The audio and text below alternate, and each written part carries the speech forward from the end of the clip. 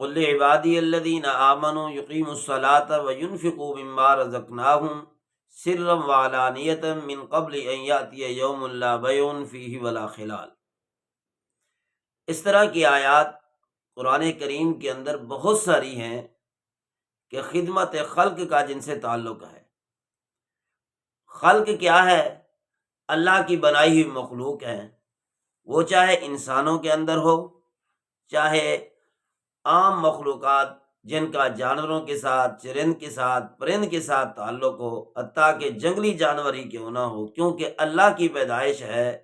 اللہ نے ان کو پیدا کیا ہے، اللہ کی مخلوقات میں سے ہیں، تو اللہ کو یہ بڑا پسند ہے کہ کوئی بھی انسان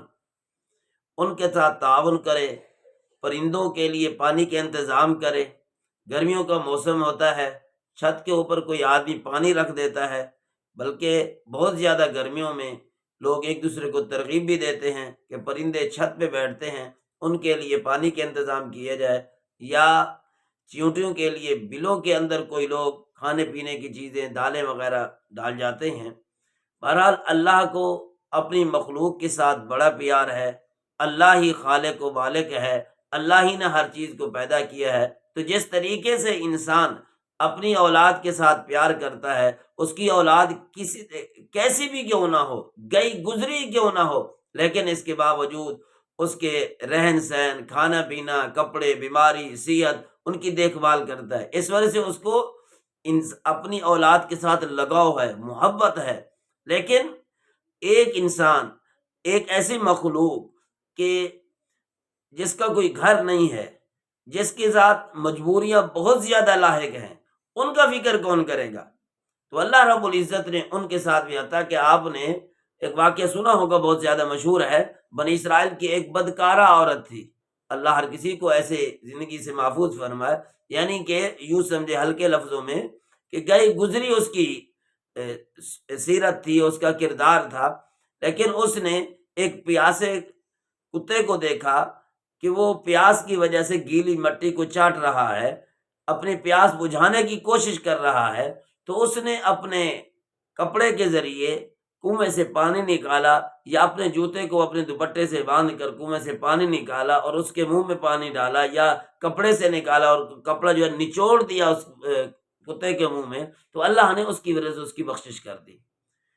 تو رمضان المبارک کا مہینہ قریب آ رہا ہے، کافی سارے لوگ بیچارے ایسے ہوں گے کہ جن کا کھانے پینے کا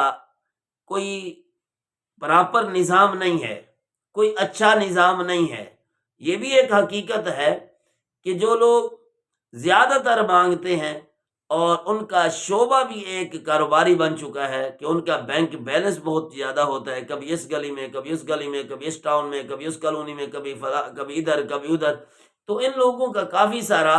مالی اسباب جو ہوتے ہیں وہ بہت سارے ہوتے ہیں، لیکن ایسے لوگوں کی بھی کمی نہیں ہے، مردوں کی اور عورتوں کی، جو بیچارے مانگتے نہیں ہیں۔ پہلے تو یہ فضیلت سمجھ لیں کہ اللہ پاک نے کیا فرمایا کہ اے میرا نبی، میرے ان بندوں کو کہہ دو کہ نمازیں بھی پڑھیں، اور جو کچھ میں نے ان کو دیا ہے ان میں سے کہیں پہ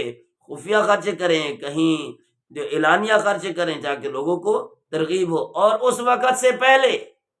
من قبل ان یاتی یوم لا بیع، کہ جس دن پھر خرید و فروخت نہیں ہوگی، کسی چیز کو بیچ کر آپ ثواب نہیں لے سکیں گے، آج ہے ان کی خدمت کر سکتے ہو، یوم لا بیع فیہ ولا خلال، اس وقت کوئی دوستی کام نہیں آئے گی، تو پھر کیا کرو گے؟ اور اسی طریقے سے ایک صحابی نے نبی علیہ الصلوۃ والسلام سے سوال کیا، یا رسول اللہ کون سا صدقہ بہتر ہے صلی اللہ علیہ وسلم؟ آپ نے فرمایا صدقہ اس وقت بہتر ہے کہ جب تم تندرست ہو، یعنی کہ یوں کہتے ہیں نا کہ آخر میں مرنے لگے پھر صدقہ کرو، نہیں، بلکہ تم تندرست ہو، مال کی حرص بھی تقاضا کر رہی ہو، چاہت ہو تمہاری کہ مال بڑھے، اور مال خرچ کرنے میں تمہارا دل بھی نہ چاہتا ہو، فقیری کا خوف بھی ہو، اور مال بڑھانے کی تمنا بھی ہو، کسی طریقے سے ہمارا بینک بیلنس بڑھ جائے، تو اس وقت تم جتنا خرچ کرو گے اس کا ثواب بہت زیادہ ہوگا۔ یعنی یہ انسان کے لیے ایک آزمائش ہے کہ اپنی ضرورت کو پیچھے رکھ کے اپنے چاہت کو پیچھے رکھ کے ایک غریب کی فکر کرتا ہے تو اللہ پاک اس کو بہت زیادہ ثواب دیں گے، اور یہ صدقہ سب سے زیادہ معتبر ہے اور بہت زیادہ فضیلت رکھتا ہے۔ اور آگے فرمایا صدقہ دینے کو، مال خرچ کرنے کو روح نکلنے تک مؤخر نہ کرو، کہ جب مرنے لگے پھر یوں کہے کہ یہ فلاں کو خرچہ دے دینا، یہ فلاں کو خرچہ دے دینا، یہ فلاں کو خرچہ دے دینا، تو اس کا پھر کوئی خاص فائدہ نہیں ہوتا۔